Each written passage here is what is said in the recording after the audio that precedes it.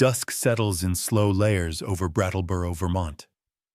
The cold seeps through the narrow streets, winding around the edges of the old Miller house, a sagging, paint-peeled structure set back from the road. Mist curls along the overgrown yard, rising from the dying grass, catching the last stray rays of autumn. Everything here feels half left, half remembered, as if the house itself is pausing mid-breath. Officer Miles Barlow sits behind the wheel of his cruiser, idling at the curb. He's new to this town, a city man carrying the debris of Detroit in his marrow, sleeplessness, guilt, that strange ache for something he can't name. He watches as his own breath fogs the window, then clears, then fogs again. That's when he sees the German Shepherd. The dog sits stone still at the edge of the Miller house's porch. No collar, but there's the dark shadow of something battered hanging around his neck, a tag or badge. The animal's body is muscular, marked by age and hardship, coat scattered with flecks of gray. But it's the eyes that hold Miles in place. Bright, unwavering, fixed not on the road, but on an upper window of the house, as if waiting for someone or something to return. Miles shifts in his seat. His training tells him to move on, keep patrolling, let the animal control folks deal with strays, but the dog doesn't read as stray. There's a stillness about him, dignified, haunted, as if he's been here a long time, as if every evening belongs to this silent vigil. For a while, Miles just watches. No one else comes near the house. In the failing light, the Miller house seems to retreat further into its own loneliness, wrapped in the silence of things abandoned. The dog never flinches, never shifts his gaze. Miles wonders who or what lives inside that kind of waiting. A car passes, headlights sweeping across the old porch, but the dog doesn't blink. A bird calls from the power line, answered only by the hush of mist against the grass. Miles feels his own pulse slow, matching the animal's stillness. He notices how, despite the dog's solitude, there is no fear, only that stubborn, unyielding presence. He steps out of the cruiser, gravel crunching under his boots, the chill tightening around his ribs. He's careful, approaching not with authority, but with curiosity. The shepherd barely turns an ear. Miles squats down a few yards away. "You waiting for someone, buddy?" His voice is barely above a whisper. The dog's ears twitch, but his gaze remains on the window. He reaches into his pocket, pulling out the remnants of a sandwich. He sets it on the ground, then retreats. The shepherd doesn't move, not even when the scent of food wafts through the air. Standing, Miles scans the empty street, the faded "for sale" sign listing in the grass. No lights in the windows, no movement inside. Just a dog and a house, both anchored by a history no one seems willing to claim. He thinks about leaving. He thinks about all the things in his life he's walked away from. The night in Detroit, the sound of a gunshot echoing, the partner he couldn't save, the family he doesn't call. Sometimes, what's left behind becomes its own kind of vigil. Before he goes, Miles checks the battered tag hanging from the shepherd's neck. The word valor, barely legible, worn thin by years of weather and teeth. He returns to his cruiser. From inside, he steals a final look at the shepherd, whose outline is beginning to blur with the mist. The weight of the dog's gaze follows him, lingers in the rear view long after he turns the corner. As night deepens, Miles lies in bed, the image of the silent watcher pressed behind his eyes. He wonders what it means to keep waiting. He wonders what it would take in this tired town for something to finally come home. Outside, the Miller house stands guard over its own story. The shepherd does not move. Morning will come. and the ritual will begin again. The next morning dawns gray, air thick with the promise of rain. Miles Barlow sits at his kitchen table, the room dim and silent except for the ticking clock and the whisper of old pipes. He hasn't slept much. Rest comes shallow these days, dreams haunted by shapes he can't quite touch. The dog from last night hovers in his thoughts, as if the stillness outside the Miller house has imprinted itself somewhere under his skin. Miles shrugs into his uniform, holsters his badge. Out on patrol, the streets of Brattleboro are slow to wake. Locals sweep leaves from cracked porches, heads bent against the drizzle. At the coffee shop, conversation drifts. Weather, the price of oil, always circling the safe and familiar. No one mentions the Miller house. He listens, waits for someone to offer a story or warning, but only gets small-town glances, polite and guarded. He returns to the Miller house at midday. The shepherd is there, as if he'd never left. The dog sits in the exact same spot, posture alert, gaze pinned to the same upstairs window. Miles watches from his cruiser for a while, sipping coffee that's gone cold. He thinks about protocol, about stray reports and animal control, but mostly he thinks about what it means to stay so steadfast.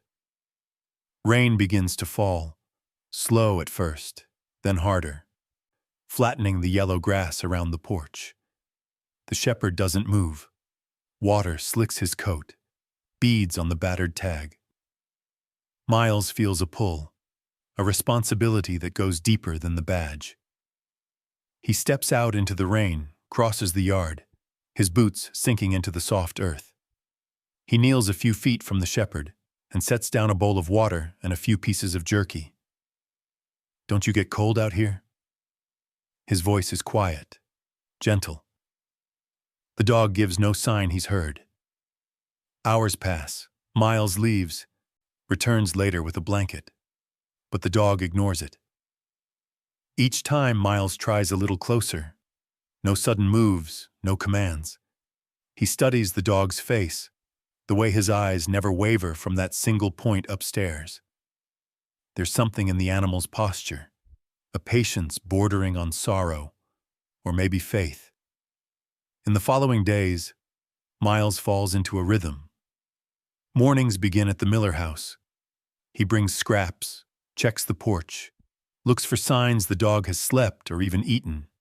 Each time, Asher, though Miles doesn't know his name yet, sits as before, unmoved, as if carved from the mist and weather. At night, Miles returns, headlights sweeping across the house, always finding the same silhouette in the gathering dark. Word gets out. The old neighbor across the street, Mrs. Carmody, shakes her head when she sees Miles parked there. "Some say that house is cursed," she mutters, eyes narrowed behind thick glasses. "Nothing but trouble, ever since the Millers left. That dog, some folks claim he's been there for years. My grandson says his friends call him Valor. Says he's waiting for someone who'll never come home." Miles listens, the words brushing something raw inside him. Cursed. Waiting for someone who'll never come home. He thanks her and keeps his thoughts to himself. That night, he dreams of an empty house, footsteps echoing through halls thick with dust. A dog's shape flickers in and out of shadow. The days grow colder. Frost finds the corners of the Miller house, turning the yard brittle and silver. The shepherd remains, unflinching. Local kids, bold in the afternoon, dare each other to run up the porch, but none make it far. The story of the watcher dog drifts through town, gaining new edges with each retelling. Some claim the house is haunted. Others say the dog is a ghost himself. Miles studies him. He sees no ghost, only a creature marked by time and loyalty, a body that carries the weight of rituals chosen, not forced. Every attempt to draw him away, to coax, to bribe, to threaten with the promise of animal control, fails. The shepherd stays. One evening, as dusk bleeds into night, Miles stands by his cruiser, umbrella in hand, watching. The dog sits, rain-soaked, eyes unwavering. Something inside Miles shifts. He recognizes, with a kind of ache, the stubbornness of those who linger at the edges of things, outsiders by choice or by accident. He thinks of Detroit, of doorways left behind, of the way he himself moves through this new town like a ghost, seeking something he can't quite name. He wonders, quietly, if the dog sees the same in him. That relentless need to bear witness, to refuse to let go even when the world urges you to move on. That night, as he locks up the station and heads home, Miles finds his own feet drawn once again to the Miller house. He stands in the yard, looking up at the same window, rain streaming down his neck. The house looms, silent, implacable. He asks himself why he keeps returning. Is it duty or loneliness or something deeper, a longing to prove that loyalty still matters in a world that has forgotten how to wait? The answer doesn't come. Only the sound of rain, the shape of a dog who refuses to move, and the feeling that some stories aren't finished. Not yet. Inside the Miller house, darkness settles. The dog and the officer remain outside, holding their posts. Morning will come. The ritual will begin again. The day breaks sullen and gray, wind pushing low clouds over Brattleboro. Miles wakes in the half-light, feeling the ache in his chest, a familiar weight pressing down. He moves through his morning with quiet deliberation, coffee black and burnt, boots laced tight, radio clipped to his shoulder. The world outside his window is cold and blank, but he knows where he'll go first. At the Miller house, the scene is unchanged. The shepherd sits in his ritual place, body taut, nose pointed toward the battered front door. His coat gleams wet in the raw light, fur clumped from last night's rain. The bowl of water Miles set out has frozen around the rim. Nothing else stirs. There's a hush that feels sacred, or maybe just stubborn. Miles approaches, keeping his steps soft. "Morning," he says, voice carrying across the empty yard. The shepherd's ear flicks, but his eyes never leave the door. Miles kneels, searching the ground for paw prints, evidence of movement. There are none. The dog has kept his vigil through the night, through the wind and the biting cold. A siren echoes faintly in the distance, rising and fading. Miles stands and runs a hand along the peeling porch rail. He can feel something building, the sense that this standoff, man, dog, house, can't hold much longer. There's a charge in the air, sharp and electric, and Miles finds himself waiting for something to snap. As the day wears on, clouds break, sun glancing off the window glass above. Miles heads back to the station, reviews paperwork, checks messages, but his mind drifts, always circling back to the Miller house, the dog's fixed stare, the feeling of unfinished business threading through the town's silence. He's there again by late afternoon, badge off, civilian now, standing beneath the sagging eaves. But something is different today. The shepherd, always silent, always motionless, suddenly rises. He circles the porch, pacing, tail stiff, ears sharp. A sound escapes him. Not a bark, but a low whine, urgent, searching. Then, with sudden desperation, he throws his weight against the front door, claws scratching deep grooves into the wood. Miles's pulse stutters. "What is it?" he whispers, stepping forward. The dog doesn't look back, doesn't pause, just whines louder, pawing and nosing the door as if he can will it open. The house answers with silence. Miles feels the line between protocol and instinct blurring, all the old rules fading into irrelevance. There is something here that wants to be found. He circles the house, boots squelching in the damp grass, windows boarded or broken, paint curled like old leaves. On the far side, a cellar window hangs cracked and loose, glass splintered from years of weather and neglect. Miles hesitates. Cop training wars with something softer, older. He ducks beneath the sill, pushing the window open. The sharp smell of mildew and earth rushes out.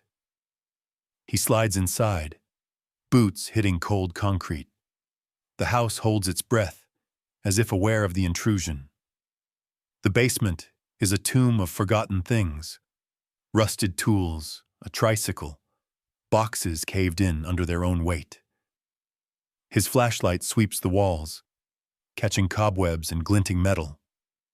Footsteps above, barely audible. He freezes, listening, the beat of his own heart loud in the hush. Then upstairs, a scratch.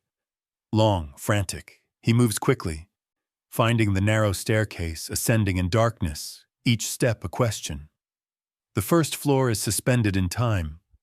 A child's drawing tacked to the wall, a faded uniform draped over a chair, dishes stacked beside a sink gone green with neglect. The air is thick, layered with the scent of old sorrow.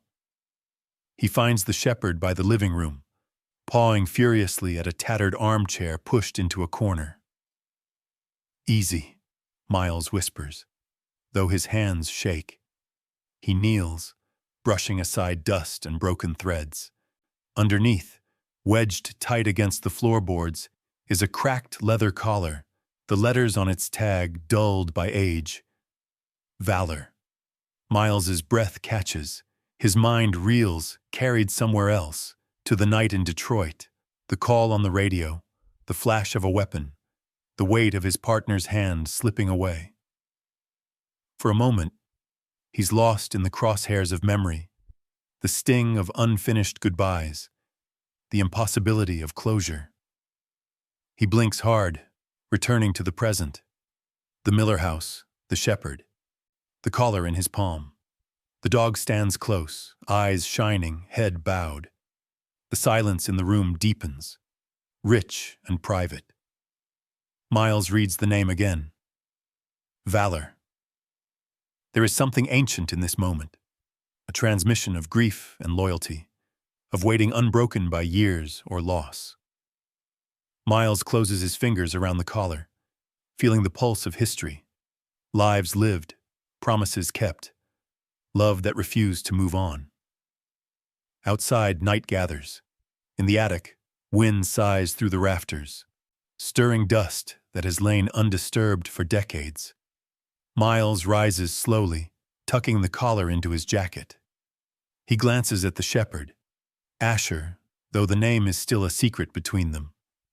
The dog presses close, gaze gentle, expectant, as if saying, "You found what was needed, for now." He leaves by the front door this time, unlocking the old deadbolt with a careful hand. The air is colder, cleaner, as if some knot has loosened inside the walls. Asher follows, pausing once on the porch to look back at the dark house, then settling beside Miles. On the walk to the cruiser, the town is quiet, the street empty. Miles touches the cracked collar, feeling the weight of it. Something in him has shifted. The story is not yet finished, but tonight, for the first time in months, he feels less alone.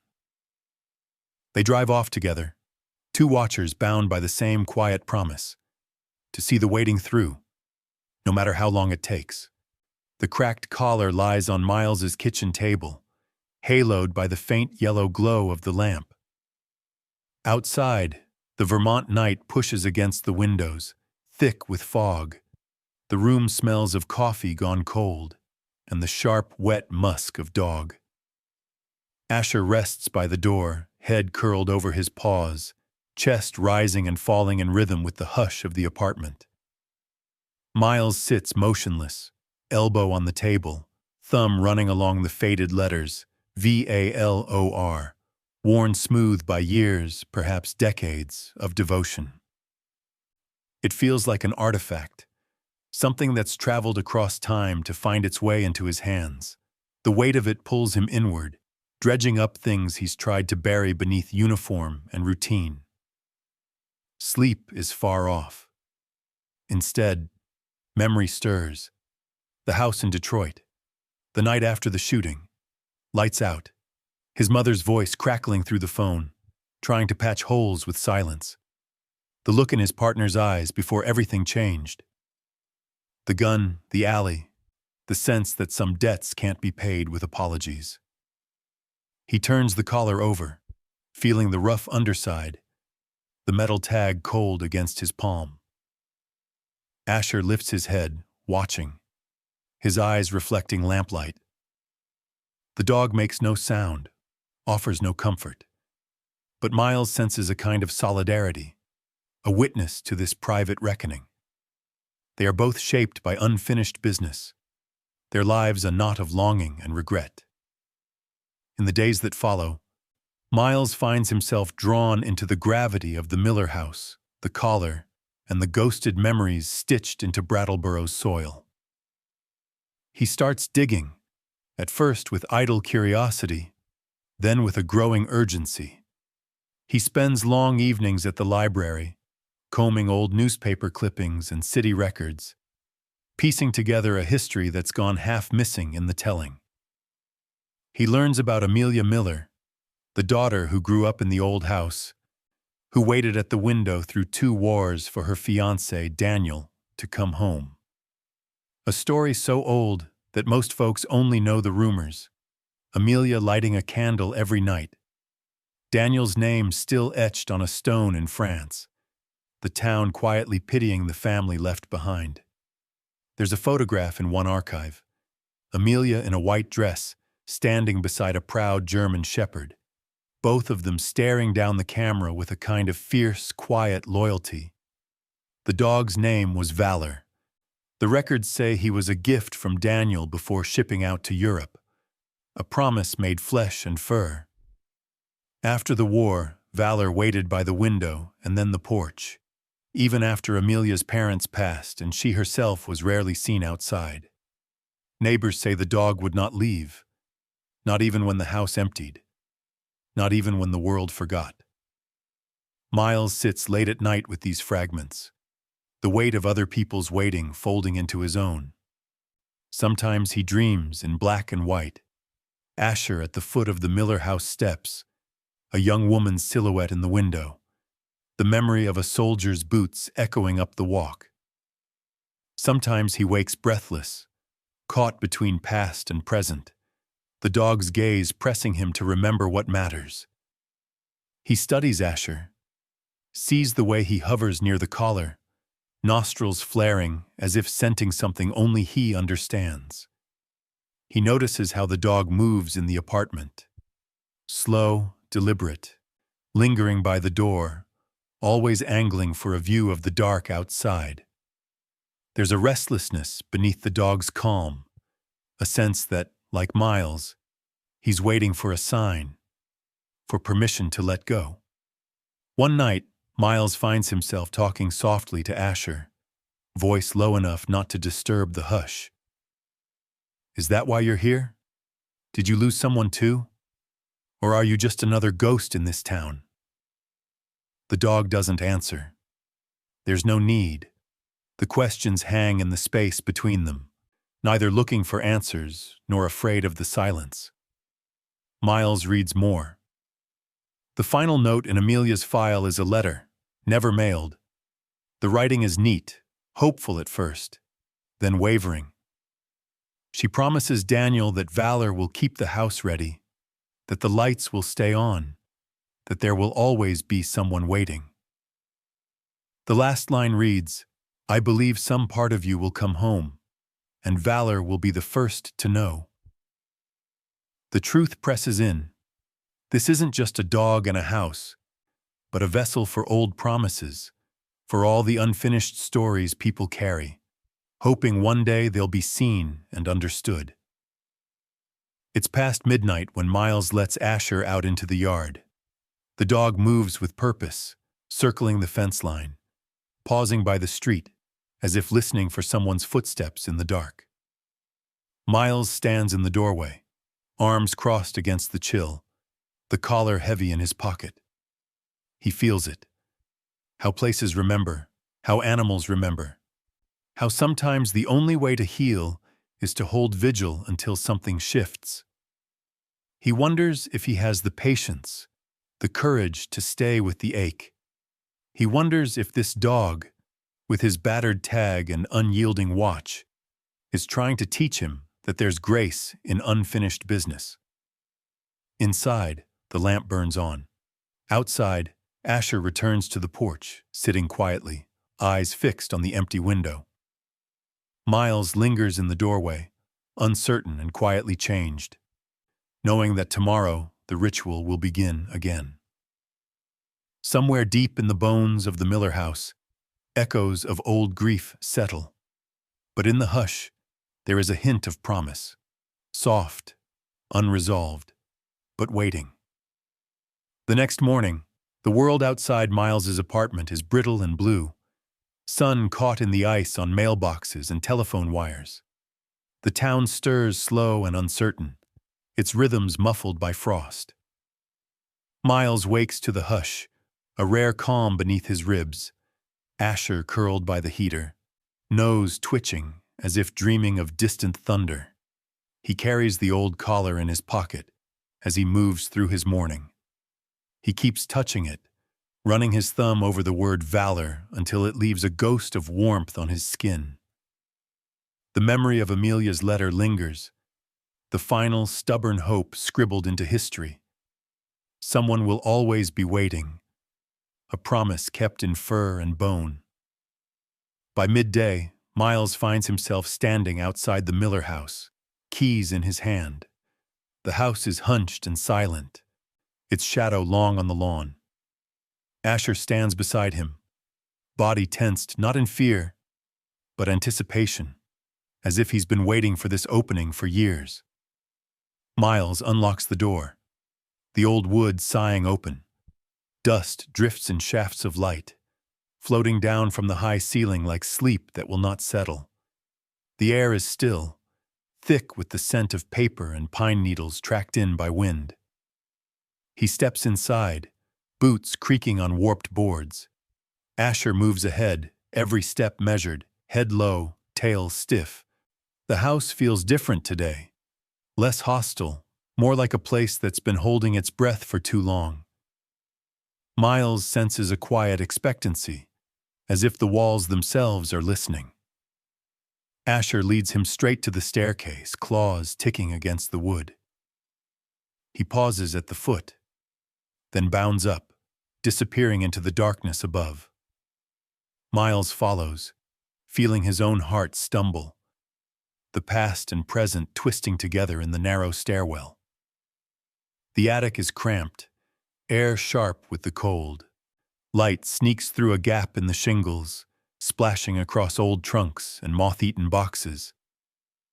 Asher noses along the far wall, then paws at a floorboard, whining softly. Miles crouches, prying the board loose with his pocket knife. Beneath he finds a small, tarnished key taped in place, left by hands long gone. He tries the key in the lock of a battered military trunk pushed against the wall. The latch gives with a stubborn click. Inside he finds a stack of letters bound in ribbon, sepia photographs curling at the edges, and a hand-carved wooden German shepherd, its paint rubbed away by time. Miles sits on the attic floor, knees drawn to his chest. He pulls out the letters, unfolding the brittle paper with reverence. Amelia's handwriting arcs across the pages, looping and deliberate, each word heavy with the hope and fear of waiting. Some letters are bright, descriptions of spring, of Daniel's steady hand, of the laughter that filled this attic once. Others darken as the war drags on.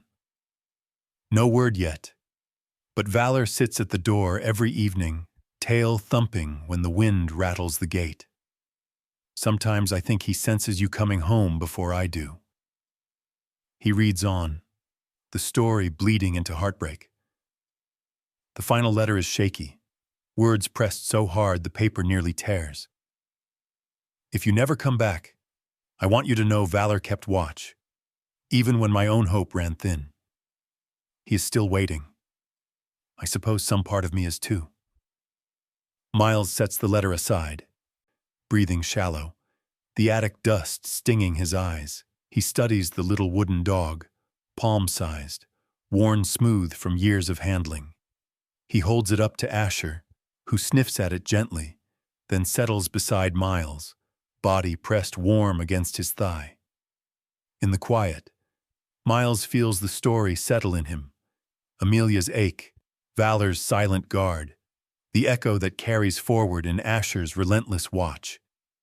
He thinks of all the nights spent on patrol in Detroit, waiting for the call that would make things right again.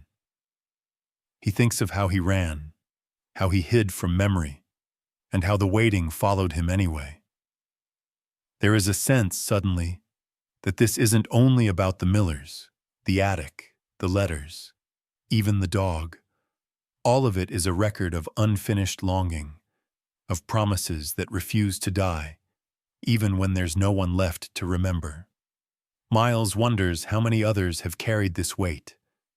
How many attics hold the small bones of hope, the things we keep just in case someone comes home. Asher rises, padding to the attic window. He sits, gazing out over the frozen yard, eyes alert to things Miles can't see. The light outside has shifted. Late afternoon, shadows stretching long across the field. Miles stands, tucking the letters and the wooden dog back into the trunk. He closes it gently, as if not to disturb the silence that blankets the house. On the way down, the air feels lighter. He steps onto the porch, Asher at his side. The house stands behind them, no longer just a shell, but a vessel for memory, for the impossible work of waiting. Miles pockets the key, the collar, the final letter, a small, battered collection of proof that loyalty endures, even when hope is almost gone. He looks at Asher. "You were right," he says quietly, the words more breath than voice. "There was something here. Maybe now you can rest." But Asher only looks up at the window, vigilant as ever. As dusk falls, Miles walks home through streets glazed with ice, the collar heavy in his pocket. The house glows behind him, warm for the first time in years. Inside him, something unnamed has started to thaw, a sense not of ending, but of a story turning gently toward its next chapter. A cold front moves in that night, pinning frost to the windows and thickening the air with the scent of snow. Miles sits at his kitchen table, the attic key and Amelia's final letter lined up beside his mug.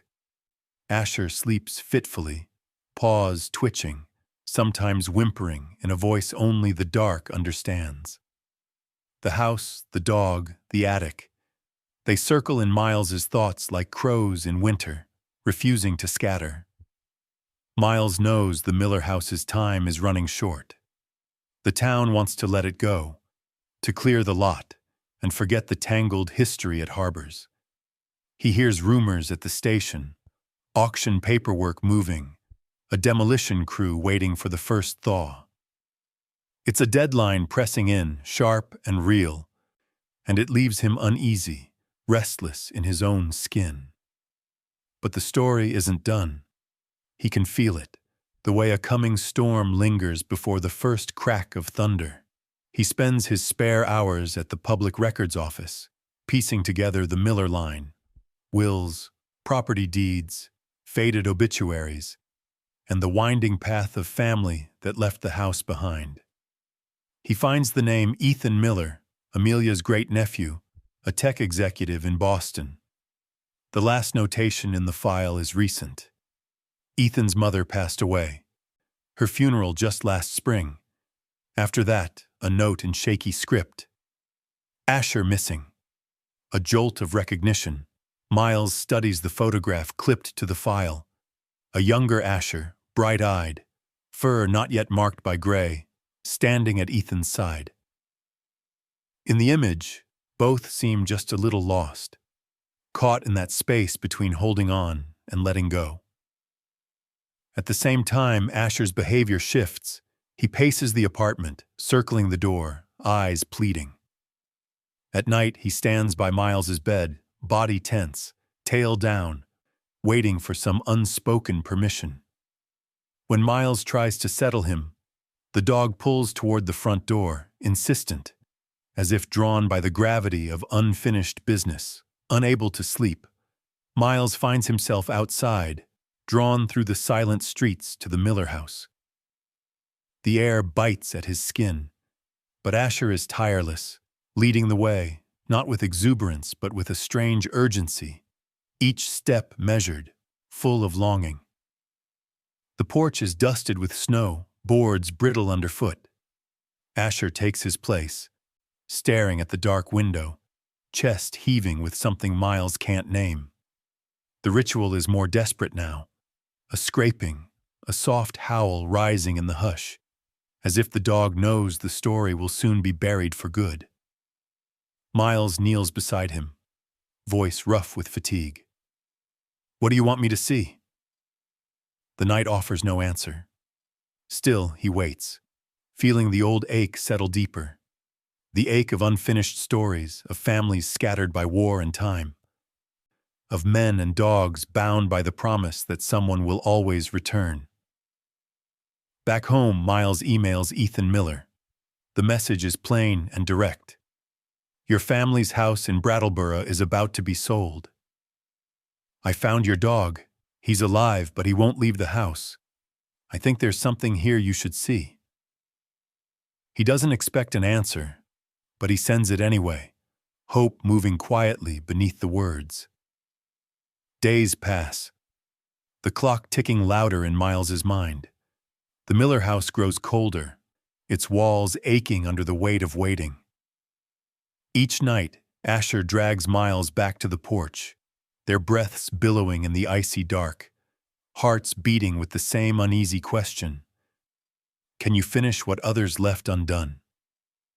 At the station, Miles finds himself changed. He listens more closely to the stories of the town's elderly, to tales that drift on the edge of memory and myth. One afternoon, Mrs. Carmody calls, her voice trembling. "Don't let them tear it down. Some places, some animals, they remember things for us." Miles promises he'll try, though he can't say what good it will do. The urgency grows. He spends another night in the attic, turning over the trunk's contents, reading the letters until he nearly knows them by heart. He imagines Amelia at her window, Valor at her side, both refusing to give up hope, even when there was nothing left to wait for. He thinks of Ethan, of the funeral, of a dog who ran away not to escape, but to return to a vigil bigger than himself. Then, an answer, a reply to his email. Ethan writes back, the message short and stunned. "He's alive? I lost him after my mom died. I thought he was gone for good. I'll come as soon as I can."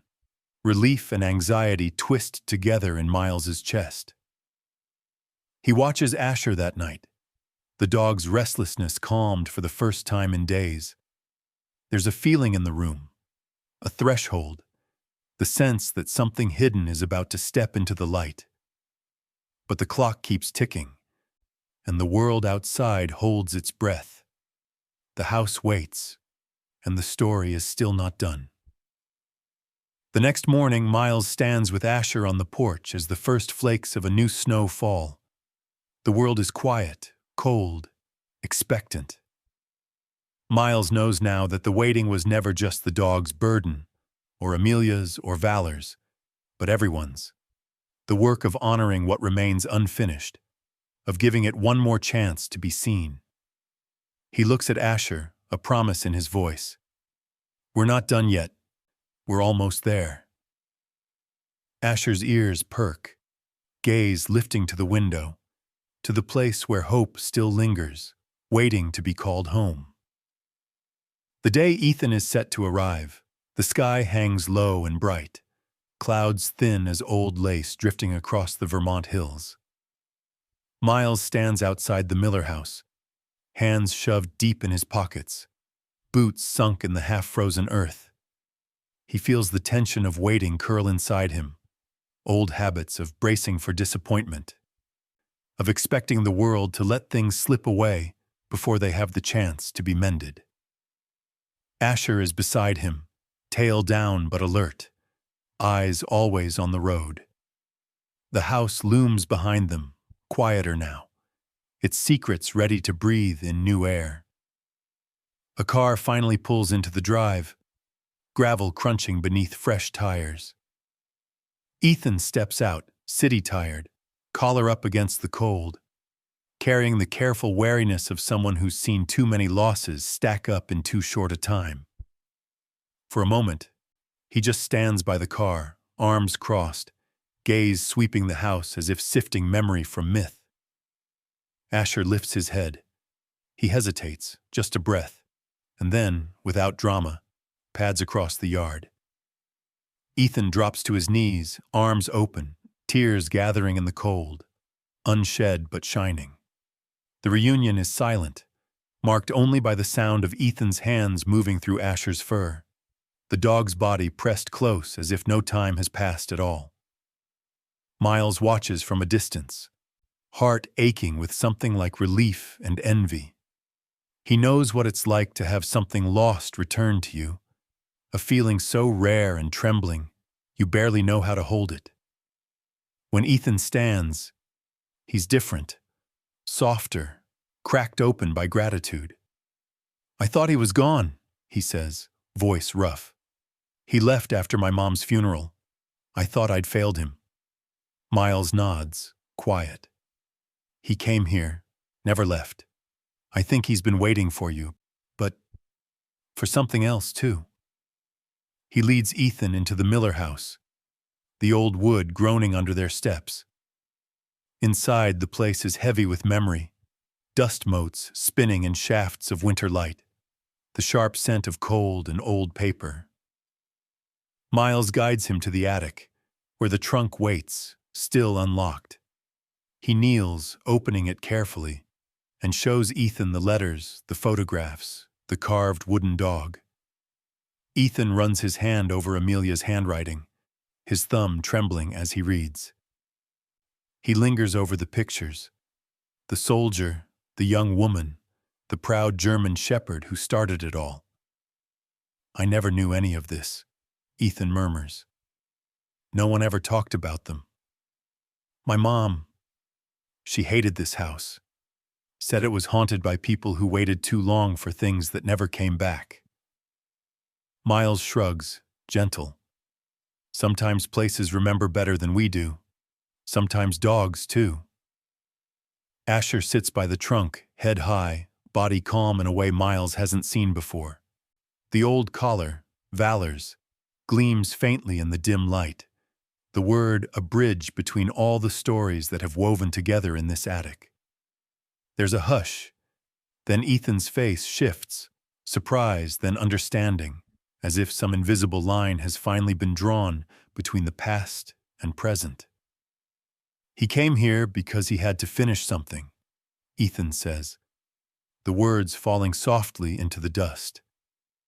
"All this time he was carrying it for us, not just waiting, but bringing it home." They descend in silence, the trunk left open, letters and memories breathing at last. Downstairs, Miles tells the story, the little he's learned, the much he's guessed, of Amelia, Daniel, Valor, of loss and loyalty, of hope that never quite lets go. He describes the rituals, the silent vigil, the patience of a dog who will not leave his post. Ethan listens, hands clasped tight, the color high in his cheeks. "We never deserved him," he says, voice near breaking. "Not Valor, not Asher. And yet they stay, they wait, even when the world moves on." Asher curls at Ethan's feet, body relaxed for the first time since Miles met him. The house itself feels lighter, walls less burdened, air less thick. There is a sense between all three that something locked away for decades is being let out into the afternoon light. They walk the property together, Asher trailing between them, no longer restless. Ethan pauses by the porch, looking back at the house. I was going to sell it, had all the paperwork drawn up. I thought there was nothing here for me. There's something here for all of us, Miles answers, surprising himself with how certain it sounds. The sun sets slowly, painting the sky with gold and violet. Asher sits on the steps, head high, watching the street as if at last able to rest his guard. Ethan and Miles sit beside him, 2 men and a dog, connected not by blood, but by the kind of memory that lives in bones and in the hush between words. A story ends, and a new one begins. Not with fanfare, but with the ordinary magic of being seen, of being found, of allowing the past to settle gently into its place. By the next morning, the snow has softened, painting the streets in a light that feels almost forgiving. Inside the Miller house, Miles stands at the attic window, looking out over the yard where Asher pads through the drifts, his gait finally easy. The world is quiet, but not empty.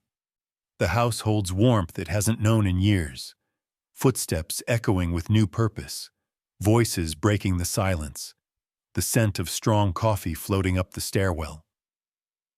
Ethan has slept in the old guest room, and when he wakes, it's to the sound of Asher's tail thumping against the floorboards, a rhythm as ancient as hope. Miles pours coffee into chipped mugs, hands one to Ethan, and together they stand in the kitchen, watching as sunlight breaks through the clouds and slides across the faded linoleum. They talk, not about loss or inheritance, but about little things. Ethan's childhood summers here, the taste of wild blackberries in the hedgerow, the way his mother hummed old hymns while washing the windows. The past comes back not as a wound, but as a gentle current, carrying old pains in quieter, softer ways. Miles finds himself listening closely, letting the edges of his own loneliness round off. Later that day, they walk the house together, room by room. Each space has its memory, its shadow, but also its possibility. They pull dust covers from old chairs, run hands along woodwork worn smooth by generations, discover a cracked photograph of Amelia and Daniel hidden behind the frame of a mirror. The house is not haunted by sorrow, Miles realizes, but by the residue of love that was stubborn enough to last beyond its season. In the afternoon, Ethan's voice is steady. I don't want to sell it anymore, he says, words gentle but sure. I want to fix it. Maybe make it into something that remembers everyone who waited and everyone who came home. Miles nods. A memorial, not just for the Millers, for the town, for Valor, for Asher, for anyone who's ever kept a vigil. They start to make a list. Repairs, paint, heating that actually works. They laugh at the scope of the work ahead, but neither shies from it. In that laughter, Miles feels a loosening in his chest. The steady lift of shared burden. The task is enormous, but not impossible. Asher, at home again, watches with approval. He no longer paces or stares out the window, his posture relaxed, eyes half closed as he sprawls in patches of sunlight. When he dreams now, it is not with whimpers, but with the quiet breaths of a creature at peace. In the evenings, the house fills with music. Miles strumming a borrowed guitar, Ethan humming along, Asher's tail providing the percussion. They cook simple meals, share old stories, and sit on the porch as dusk falls, letting the silence settle comfortably between them. One night, Miles finds himself telling Ethan about Detroit. Not the details, but the feeling of unfinished duty, of running from the sound of his own failures. He doesn't look for sympathy. He just lets the words drop like stones into the well of memory. Ethan listens without interruption, without offering advice. When Miles finishes, Asher moves close, resting his head on Miles's knee. The gesture is enough. In that moment, Miles realizes what's been changing inside him since the day he found Asher at the Miller house. Healing doesn't erase the story. It becomes the quiet thread that binds the broken places together. They work side by side, day after day. The house begins to change. Windows are mended, rooms swept and aired. Ethan tracks down photographs and letters from relatives, filling the shelves with fragments of lives well lived, of hope that persisted. The attic, once heavy with loss, is now a gallery of belonging. Letters in neat frames, Valor's wooden likeness placed in a shaft of light, Asher's battered collar displayed in honor. The neighbors notice. Mrs. Carmody brings over a pie. Children, once afraid of the watcher dog, wave from the fence and leave notes of thanks by the gate. The house, no longer an island of sorrow, draws the community in. Miles finds purpose not just in the work, but in the way the house now listens and answers, in the way Ethan's burdens lighten with each nail hammered, in the peace that settles over Asher each night. The ache in Miles's chest doesn't vanish. It finds new shape, a reminder that closure is not forgetting, but the courage to let what is unfinished live alongside you. In a quiet hour, Ethan and Miles sit in the kitchen, sunlight thick on the table. "Thank you," Ethan says, voice quiet. "You didn't have to care about any of this." Miles shakes his head, a small smile flickering. "Sometimes the things we need find us, whether we're ready or not." Asher thumps his tail, content, his vigil finally rewarded not by a single homecoming, but by the return of hope itself. The winter recedes slowly, reluctant to yield its hold on Brattleboro. Ice softens in gutters, the river sheds its crust, and a faint green haze creeps along the banks of Miller House. The sound of hammers and saws drifts out into the town each morning. A new rhythm replaces the long silence, a rhythm made of shared work, laughter, stories told over steaming mugs, the soft scuffle of Asher's paws trailing from room to room. Restoration is patient work. Some days it feels like brushing dust from bones, other days, like building something wholly new. Miles and Ethan set to each task as it comes, patching drywall, rewiring lamps, laying fresh boards where rot had hollowed the floor. Neighbors drift over, offering advice or a helping hand. The old house is no longer just a relic of waiting. It becomes a gathering place, alive with the pulse of possibility. Asher is never far from their side. He has become the quiet heart of the house, moving with calm certainty, eyes always taking in more than anyone else. He greets the mail carrier with a gentle nudge, stands watch at the porch when the carpenters come and go. Children from down the block stop to pet him, their laughter echoing through the open windows. Where once he was a silent guardian, now he's a bridge, carrying kindness from one heart to the next. On Sunday afternoons, Mrs. Carmody brings stories along with her famous gingerbread. She sits at the long kitchen table, recalling the old days. Amelia waiting in the window, Valor circling her feet, the soft lamp glow spilling onto the porch. Miles and Ethan listen, honoring each fragment of memory. They learn the house is woven into the fabric of the town, a place for lost things to be found and for loyalty to be witnessed. Asher's story, too, becomes legend. Folks start coming just to see the German shepherd who waded through snow and storm. Someone paints a mural on the fence. Valor and Asher, two dogs side by side, eyes bright and steady. The children's hands are in the paint. Their names are hidden in the green of the grass and the gold of the afternoon light. Spring stirs in the town. Crocuses bloom at the base of the porch, and the last of the ice slips away from the eaves. The house, once slated for auction and dust, opens its doors to the community, hosting a gathering to honor not only the Miller legacy, but all those who have kept watch, who have carried burdens, who have refused to give up hope. Miles stands on the porch that day, the crowd pressed close, the old house humming with the voices of neighbors and friends. He's not used to being at the center of things, but he feels a sense of rightness, as if this was what he'd been searching for all along. Asher leans against his leg, tail still, eyes soft. Ethan welcomes the crowd, sharing stories of Amelia and Daniel, of family lost and found, of a dog whose heart refused to yield to time or distance. He tells them how Asher vanished after his mother's funeral, how the dog returned not to run away, but to finish a vigil that had begun before any of them were born. Miles is quiet, listening. He thinks of Detroit, of his own unfinished wounds, of the nights spent alone in borrowed rooms. He feels the ache, but also the gift. He has been allowed, at last, to belong.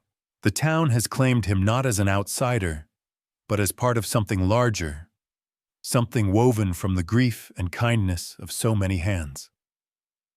When the speeches end, the porch fills with laughter and music, the scent of spring and strong coffee. Children race across the grass, chasing each other between the trees. Mrs. Carmody sings a hymn, her voice a gentle thread running through the late afternoon. Ethan stands at the steps, hand resting on Asher's back, a silent thanks in his eyes. Miles watches the house glow in the long gold of sunset. He knows this story began as a duty, a job, a ritual, a need to keep loss at bay. But here, in the hush of evening, he recognizes what has really been found, a kind of homecoming that has nothing to do with place and everything to do with the people and animals willing to stay, to witness, to love past reason. Asher is honored that day, not with speeches or plaques, but with the simple act of being allowed to rest. He lies at Miles's feet as dusk falls, eyes half closed, finally at peace. The town accepts him as its own, just as it has accepted Miles and Ethan, and the Miller house takes its place as a living testament to loyalty, memory, and gentle courage. Miles breathes in the spring air. He feels his heart slow, steady, a life rebuilt not by erasing the past, but by opening to the stories that shape and sustain. The circle has closed, not with fanfare, but with belonging. On the morning of the Miller house dedication, the town gathers beneath a sky washed clean by rain. Flags hang from the porch rail, sunlight catching in the colors. Miles stands in the living room, adjusting his tie in the spotted mirror, hands steady for the first time in years. He looks at his own reflection and sees not the stranger who once arrived in Brattleboro, but someone quietly threaded into the fabric of this place, less haunted, more certain, steadied by the weight and warmth of belonging. Outside, voices float through the open windows, neighbors greeting one another, children's laughter drifting on the breeze, Asher's low, contented bark as he greets each guest in turn. There's a sense of anticipation in the air, not of spectacle, but of something gently sacred, as if everyone here has carried a piece of this story in their hearts all along. Ethan stands beside Miles, his hand resting lightly on Asher's head. The German shepherd is the picture of calm, his eyes soft, body loose, no trace of the old restlessness. The Miller house gleams, Windows thrown wide, floors scrubbed clean, sunlight pouring over walls now lined with photographs, letters, and the carved wooden likeness of valor. The place has become more than a house. It is now a living vessel for stories, for grief and gratitude, for the truth that waiting is not a punishment, but a form of love. Miles steps out onto the porch, blinking in the pale gold light. The crowd hushes. He is not a man who loves speaking to groups, but there is a current running through him, gentle, insistent, a need to honor not just the house or the dog, but every silent watcher and every lonely heart in the crowd. He begins simply, telling the story as it unfolded. How a quiet German shepherd stood vigil at an empty house. How an officer, running from his own unfinished sorrow, was drawn again and again to that patient waiting. How history revealed itself in the dust and in the darkness, and how the past, if given room, can become a bridge, not a barrier. He speaks of Amelia, who kept the light in the window and believed in a homecoming she might never see. Of Daniel, whose sacrifice shaped not just one family, but a town's sense of remembrance. Of Valor, who waited, and Asher, who carried the memory of waiting across years and generations. He looks out at the faces before him, old, young, those who have lost, and those who are just beginning to understand the weight of holding on. We all have something we keep watch over, he says, voice quiet but carrying. Sometimes it's a place. Sometimes it's a person. Sometimes it's a hope we hardly dare to name.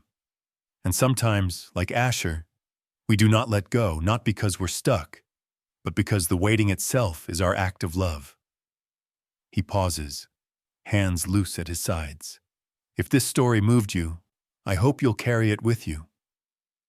I hope you'll see the silent watchers in your own lives, whether they have 2 legs or 4. I hope you'll recognize the acts of patience and kindness that shape us, even when no one else is looking. A breeze stirs, cool and full of the promise of new seasons. The porch is silent, the house behind him alive with history and with hope. Ethan joins him, sharing a few words, his gratitude for the town, for Miles, for the way a family's pain was transformed by the simplest of gifts: attention, time, care. He asks those gathered to share their own stories, to write them down, to add them to the growing archives in the house. Let this place be more than memory, he says. Let it be a living tribute, a shelter for every kind of loyalty. The ceremony ends without fanfare. There is no ribbon to cut, only the slow dispersal of neighbors, arms linked, voices softer, laughter blooming like wildflowers in the yard. Children trace the mural on the fence with their fingers. Mrs. Carmody hums a lullaby as she walks home, the tune lingering like incense in the early afternoon air. Miles lingers on the porch with Asher beside him, the dog's head resting against his knee. The sunlight warms his hands. For a long moment, he sits in the hush, letting the fullness of the day settle in his bones. He knows the world outside will keep moving. Storms will come. The river will rise. Old wounds will ache from time to time. But there will always be those who wait, who watch, who keep the lights burning for others. Before the crowd drifts away, Miles speaks once more, a quiet invitation. If you find yourself alone, if you're carrying something unfinished, let yourself be seen. Sometimes, all it takes is one act of kindness, or a moment of listening, to break the chain of loneliness. Share your stories. Notice the silent watchers. Let's honor the bonds that make us human, and let those who wait know they are seen. The porch empties, but the Miller house is never empty again. Stories find their way to the windows and walls, to the old trunk in the attic, to the curve of Asher's back as he lies in the last sun of day. Miles sits a while longer, heart slow, world quiet, surrounded by the grace of things both lost and found.